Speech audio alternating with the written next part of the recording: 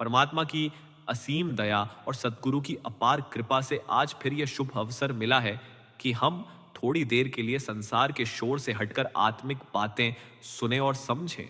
यह समय किसी ज्ञान के प्रदर्शन का नहीं, न किसी करामात की चर्चा का, बल्कि अपने भीतर झांकने और नाम की महिमा को स्मरण करने का है। सत्संग का उद्देश्य हमें बाहर की चकाचौंध से हटाकर भीतर की सच्चाई की ओर ले जाना है, ताकि आत्मा को उसका वास्तविक मार्ग और परम लक्ष्य स्मरण हो सके। माया को मोहिनी इसलिए कहा गया है क्योंकि वह मनुष्य की बुद्धि को इस तरह जकड़ लेती है कि देखने में जो सत्य लगता है वही सबसे बड़ा भ्रम बन जाता है। माया सीधे सीधे किसी को पाप या बुराई की ओर नहीं खींचती, बल्कि अच्छे भले पढ़े लिखे समझदार कहे जाने वाले लोगों को भी ऐसे विश्वासों में उलझा देती है जिनकी कोई वास्तविक नींव नहीं होती। मनुष्य यह मान लेता है कि वह धर्म के मार्ग पर चल रहा है, पर वास्तव में वह केवल अपने मन को तसल्ली दे रहा होता है। ऐसे ही अनेक प्रचलित भ्रमों में से एक यह है कि किसी मंत्र, किसी वाक्य, किसी ग्रंथ या किसी पुस्तक में लिखी बातों का केवल उच्चारण या पाठ कर लेना ही परम कल्याण का साधन है। माया की चाल यही है कि वह मनुष्य को श्रम से बचाने के बहाने आसान रास्ता दिखाती है।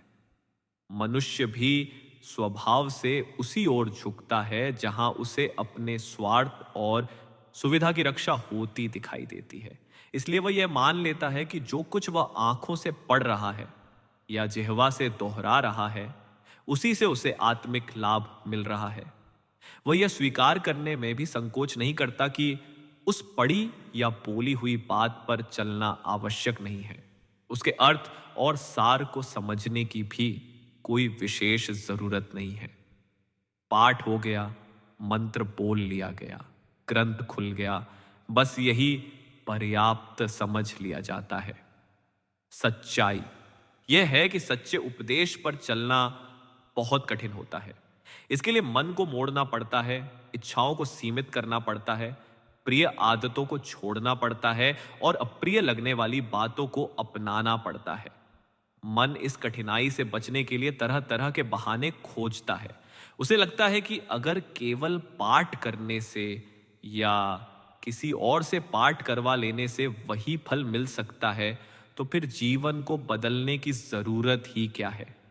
इसी सोच के कारण धीरे धीरे यह मान्यता बन जाती है कि स्वयं पाठ करना और किसी और को पैसे या भेंट देकर पाठ करवा लेना दोनों एक ही बात है। परिणाम यह होता है कि न तो मन और चित्त से स्वयं पाठ किया जाता है और न ही जहां पाठ हो रहा होता है वहां भी मनुष्य पूरे मन से उपस्थित होता है।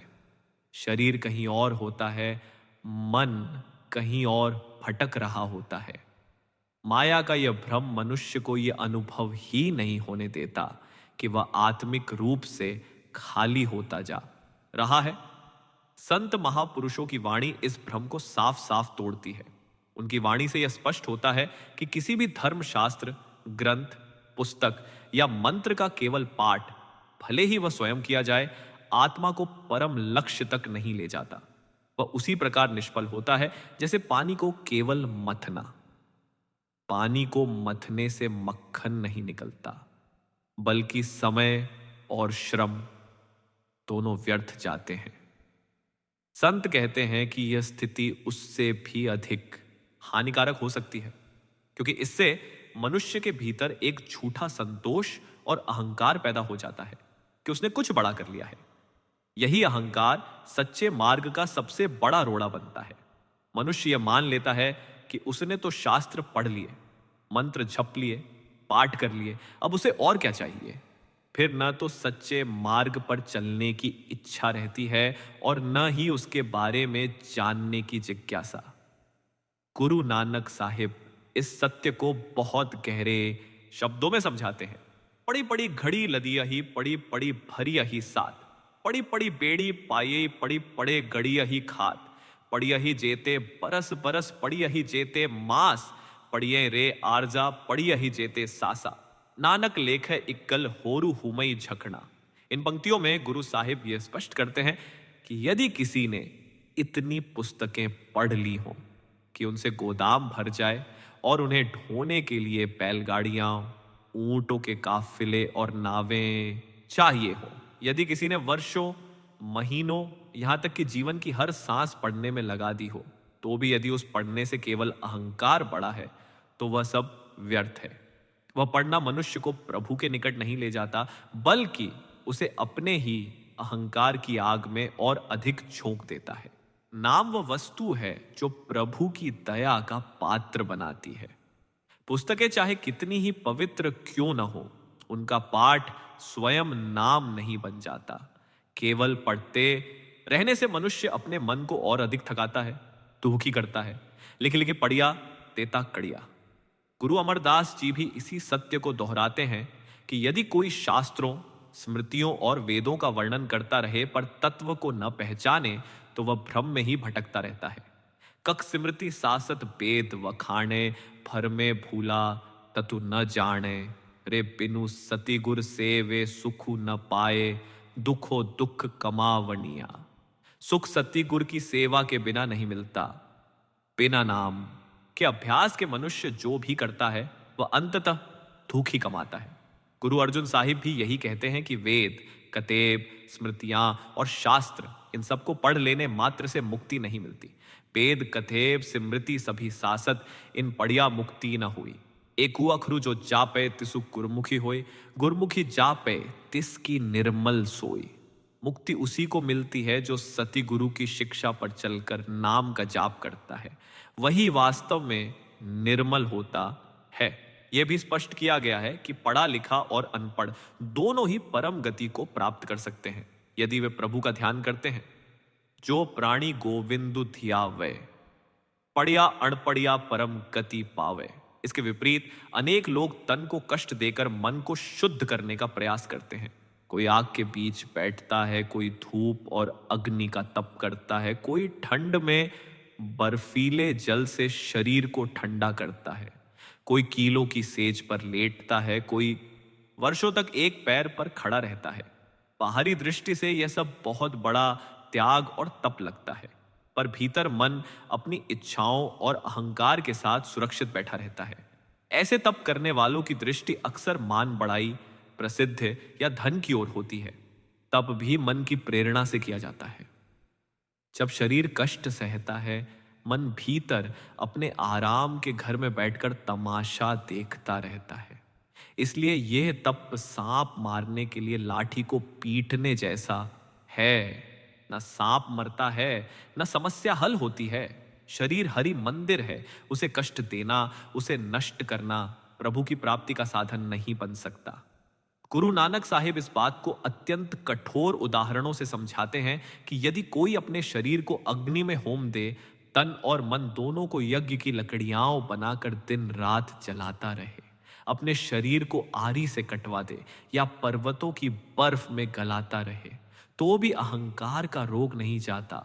तनु पै संतरी होमिये एक रति तोली कठाई, तनु मनु समधा जे करी अनदिनु अग्नि जलाई। हरिनामय तुलिना पुजई जे लख कोटि करम कमाए। अरद शरीरु कटाइये या सिरि करवतु धराए, तनु हेमंचले गालिये भी मणते रोगु न जाए। हरिनामय तुलिना पुजई सब डिठी ठोकी बजाए। नाम के बराबर कोई भी कर्म नहीं है, चाहे वह लाखों करोड़ों क्यों ना हो। नाम के बिना सब कुछ परख कर देखा गया, सब निष्फल पाया गया। मनुष्य ने अपनी अपनी पसंद के अनुसार पूजा के ढंग बना लिए हैं। कोई मूर्ति पूजा में लगा है, कोई व्रत उपवास में, कोई तीर्थों के चक्कर काट रहा है। पर गुरु अमरदास जी स्पष्ट कहते हैं कि मनमुख की पूजा स्वीकार नहीं होती।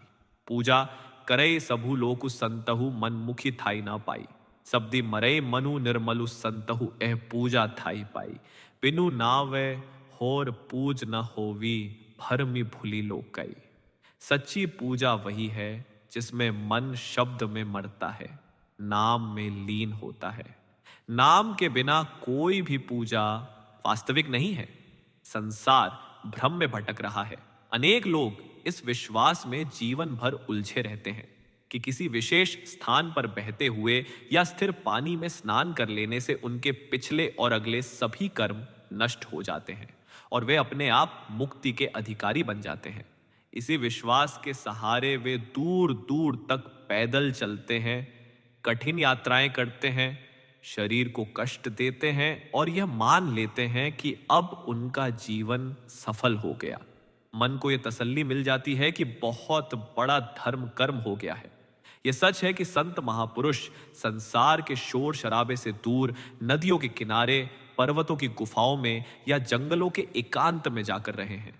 वहां उनकी साधना सहज होती थी, मन बाहर के झंझटों से बचा रहता था। उनके चरण पड़ने से वे स्थान पवित्र कहे गए। लेकिन पवित्रता संत के कारण थी, स्थान के कारण नहीं। न किसी नदी का पानी अपने आप करामाती बन जाता है और न किसी जगह की मिट्टी, ईंट, पत्थर या वृक्ष में स्वयं कोई शक्ति आ जाती है। कर्मों के बीज बहुत गहरे और सख्त होते हैं। वे न तो किसी तीर्थ की हवा से मरते हैं और न ही किसी नदी के पानी से गल जाते हैं। बाहर से किया गया यह उपाय उल्टा उनके बढ़ने में सहायक बन जाता है, क्योंकि उसके साथ अहंकार जुड़ जाता है। मनुष्य यह समझने लगता है कि उसने बहुत बड़ा पुण्य कमा लिया है। गुरु नानक साहिब इस भ्रम को बहुत स्पष्ट शब्दों में उजागर करते हैं। नावन चले तीर्थी मणि खोटे तनी चोर, इकु भाव लथी नातिया द्विभा चढ़िया सुहोर, बाहरी धोती तुमड़ी अंदरी विसु निकोर, साथ भले अणनातिया चोर सी चोरा चोर।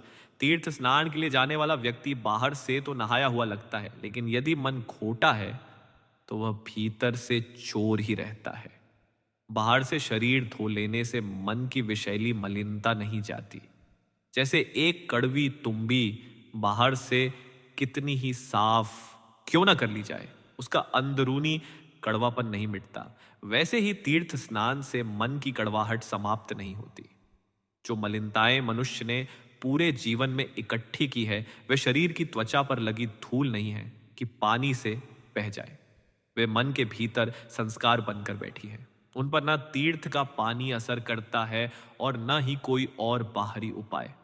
शरीर पर फेंका गया पानी तो दूर रहा, तेजहाब तक उनका कुछ नहीं बिगाड़ सकता। कबीर साहिब इस बात को बहुत सरल उदाहरण से समझाते हैं। जैसे मेंढक तैसे ओई नर फिरी फिरी जोनी आवही। मेंढक दिन रात तीर्थ में ही रहता है। यदि तीर्थ में रहने मात्र से मुक्ति मिलती होती तो सबसे पहले मेंढक ही तर जाता, लेकिन वह वहीं का वहीं रहता है, क्योंकि उसके भीतर कोई परिवर्तन नहीं आता। इसी प्रकार मनुष्य यदि केवल तीर्थों के चक्कर लगाता रहे और भीतर से वही का वही बना रहे, तो वह बार बार जन्म मरण के चक्र में ही घूमता रहेगा।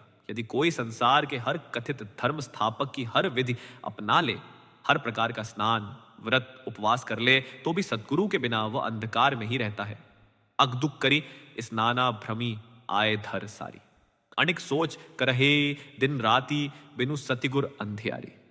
नामदेव जी को उनके गुरु ने जब यह अनुभूति कराई कि सारे तीर्थ उनके अपने हृदय के भीतर हैं, तो उन्होंने बाहर भटकना छोड़ दिया।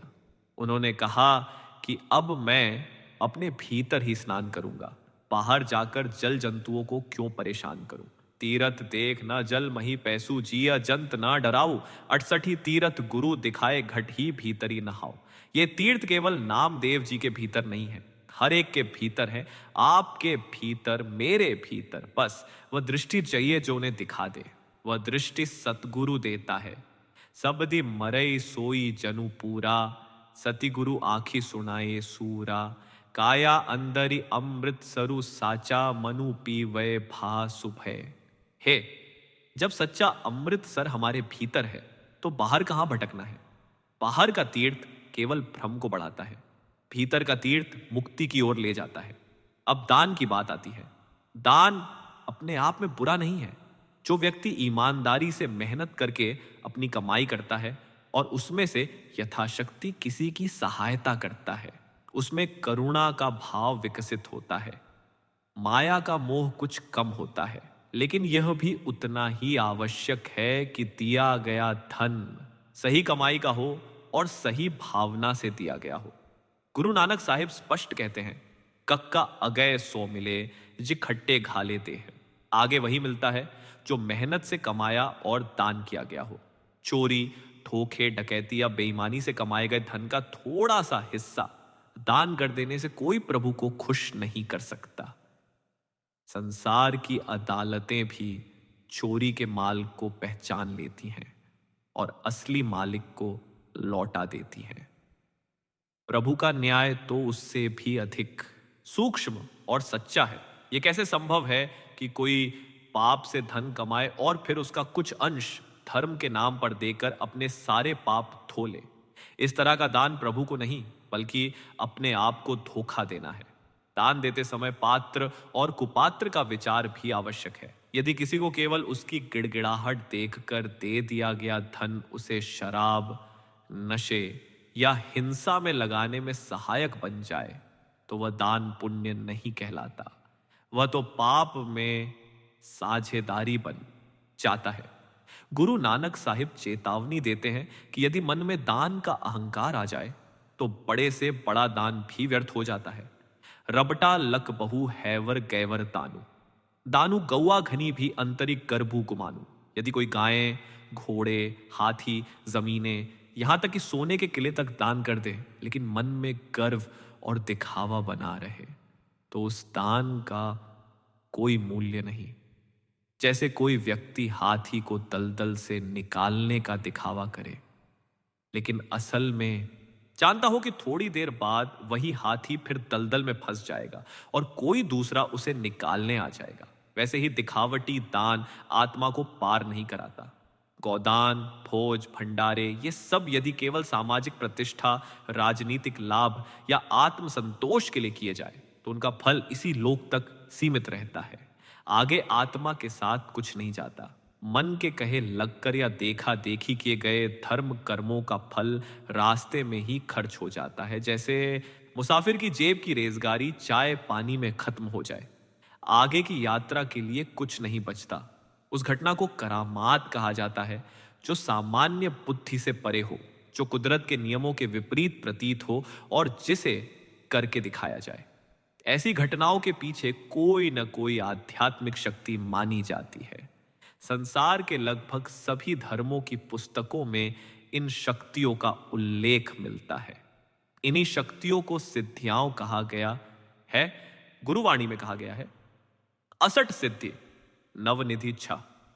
इन सिद्धियों में अणिमा, महिमा, गरिमा, लघिमा, प्राप्ति, प्राकाम्य, ईशित्व और वशित्व जैसी शक्तियों का वर्णन मिलता है। कहीं कहीं इनकी संख्या अधिक भी मानी गई है।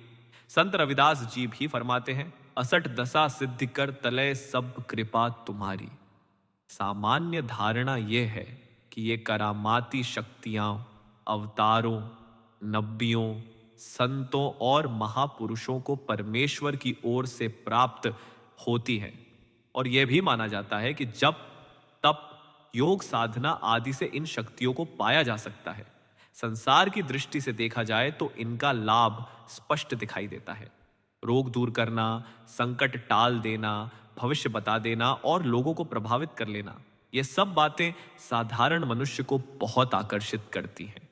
परंतु आत्मिक मार्ग के सच्चे यात्री इन सिद्धियों को केवल भ्रम ही नहीं बल्कि बहुत बड़ा खतरा मानते हैं। संत महापुरुषों ने इन्हें घटिया स्वाद कहा है, रिंधे सिद्धि अवरा साध। जिस प्रकार कोई व्यक्ति किसी गंभीर रोग के इलाज के लिए वैद्य के पास जाने निकले लेकिन रास्ते में किसी सपेरे का तमाशा देखकर वहीं रुक जाए और अपने असली उद्देश्य को भूल जाए, वैसे ही सिद्धियों का आकर्षण आत्मा को उसके परम लक्ष्य से भटका देता है। जो व्यक्ति इन शक्तियों के प्रदर्शन में लग जाता है वह मार्ग से हट जाता है और परम पद तक नहीं पहुंच पाता। अगर किसान अनाज की आशा से गेहूं बोता है तो भूसा अपने आप मिल जाता है, लेकिन यदि कोई केवल चारे के लोभ में कच्ची फसल पर ही दरांती चला दे तो उसका खलिहान खाली रह जाता है। इसी प्रकार परमार्थ के मार्ग पर चलते हुए ये करामाती शक्तियां प्रारंभिक अवस्था में ही मिलने लगती हैं, लेकिन प्रभु के अमृत नाम के सच्चे प्रेमी उनका प्रयोग नहीं करते, वे उनकी ओर ध्यान तक नहीं देते। गुरु अर्जुन साहिब तपते तवे पर बैठे, उबलते धेंगों में डाले गए और असहनीय शारीरिक कष्ट सहे, लेकिन उन्होंने न तो अपनी जान बचाने के लिए किसी आत्मिक शक्ति का प्रयोग किया और न ही अपने किसी प्रिय को ऐसा करने की अनुमति दी। यही सहनशीलता गुरु तेग बहादुर साहिब की शहीदी के समय भी दिखाई देती है। यह दर्शाता है कि सच्चे संत प्रभु की रजा में पूरी तरह राज्य रहते हैं। संत सतगुरु दयावान दाता होते हैं। वे परमार्थ की दौलत बांटने के लिए ही मनुष्य शरीर धारण करके आते हैं। वे देने आते हैं, लेने नहीं। फिर वे करामातें दिखाकर लोगों को अपनी ओर क्यों आकर्षित करेंगे? मजमा वही लगाता है जिसे भोले भाले लोगों की जेबें काटनी हो। सच्चे आध्यात्मिक महापुरुषों को दिखावे की आवश्यकता नहीं होती। संत त्रिकालदर्शी होते हैं। उन्हें यह ज्ञान होता है कि क्या हो चुका है, क्या हो रहा है और क्या होने वाला है। उनके पास आने वाले प्रत्येक व्यक्ति के कर्मों की गठरी उन्हें दिखाई देती है। वे जानते हैं कि कौन सा व्यक्ति किस इच्छा या संकल्प के कारण किस क्षण क्या कर रहा है। फिर भी वे ऐसे रहते हैं जैसे कुछ भी नहीं जानते। यदि वे अपनी इस शक्ति का प्रदर्शन करने लगे तो भय और संकोच के कारण लोग उनके पास आना ही छोड़ दें। तब उनके लिए परमेश्वर द्वारा सौंपा गया कार्य पूरा करना असंभव हो जाए। इसीलिए उन्हें अपनी शक्तियां दिखाने की नहीं बल्कि छिपाने की मजबूरी रहती है। पर जिस प्रकार जुगनू के पंखों से अपने आप प्रकाश निकलता रहता है और उसे अपने प्रकाश का कोई अहंकार नहीं होता, उसी प्रकार संतों की उपस्थिति मात्र से जीवों को लाभ होता रहता है। वे कुछ करते नहीं, फिर भी सब कुछ हो जाता है। सबसे बड़ा करामाती तो स्वयं कर्ता पुरुष है। जब कोई मदारी एक साथ कई गेंदें हवा में उछालता दिखाई देता है तो हम आश्चर्य से भर जाते हैं। लेकिन परमेश्वर ने असंख्य ग्रह और उपग्रह आकाश में ऐसे थाम रखे हैं कि वे युगों से अपनी निश्चित कक्षाओं में घूम रहे हैं, बिना किसी टकराव के। किसी महान चित्रकार की कला देखकर संसार वाह वाह करता है, लेकिन करतार ने असंख्य जीव योनियां रची हैं। उसकी इस अलौकिक रचना की शोभा के लिए शब्द ही नहीं मिलते। अपने संत जनों में हरि स्वयं समाया होता है। वे उसी का रूप होते हैं। जैसे लोहा आग में डालने पर आग जैसा ही लाल और तप्त हो जाता है, वैसे ही परमेश्वर से जुड़े संत भी उसकी शक्तियों को धारण करते हैं। जो कुछ प्रभु कर सकता है संत भी कर सकते हैं, पर वे करते नहीं, क्योंकि उनका उद्देश्य जगत को परमेश्वर की रजा में राज्य रहना सिखाना होता है, ना कि उसकी व्यवस्था में हस्तक्षेप करना। संत परमेश्वर के प्रिय होते हैं, उसके आत्मज होते हैं। वे उसके साथ प्रतिस्पर्धा नहीं करना चाहते, वे केवल उसके प्यारे बने रहना चाहते हैं। इसके अतिरिक्त प्रारब्ध का विधान अत्यंत सूक्ष्म संतुलन पर आधारित होता है। उसमें जरा सी छेड़छाड़ पूरे तंत्र को बिगाड़ सकती है। मान लीजिए कोई व्यक्ति बीमार पड़ता है, यदि करामाती शक्ति से उसकी बीमारी तुरंत हटा दी जाए तो उसके साथ जुड़े अनेक अन्य कर्मों का संतुलन बिगड़ जाएगा। जब कोई रोगी कष्ट भोगता है तो उसके परिवारजन भी दुखी होते हैं और इस प्रकार अपने पिछले कर्मों का फल भोगते हैं। बीमारी पर होने वाला खर्च कई लोगों को आजीविका देता है। यदि बीमारी अचानक हटा दी जाए तो कई दोषियों का दंड बिना भोगे ही समाप्त हो जाए और कई निर्दोष नुकसान में पड़ जाए।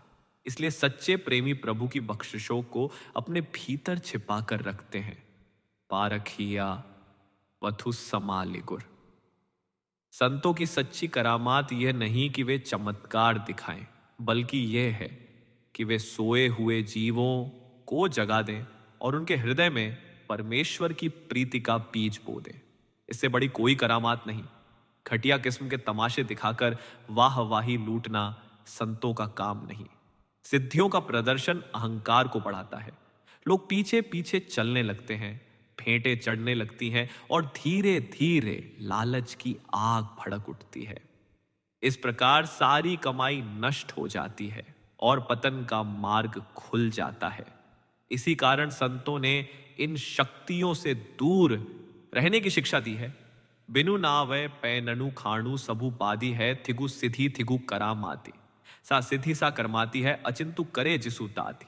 नानक गुरमुखी हरि नामु मणि वसई एहा सिद्धि एहा करामाती। नाम ही सच्ची सिद्धि है, नाम ही सच्ची करामात है। जब हरि का नाम मन में बस जाता है तो वही सबसे बड़ा चमत्कार होता है। इसके आगे किसी और शक्ति की न आवश्यकता है न महत्व। यही सत्संग का सार है कि आत्मिक मार्ग पर चलने वाला व्यक्ति करामातों से नहीं, करुणा से पहचाना जाता है। सिद्धियों से नहीं, सहनशीलता से जाना जाता है। और चमत्कारों से नहीं, नाम की कमाई से परमेश्वर के निकट पहुंचता है।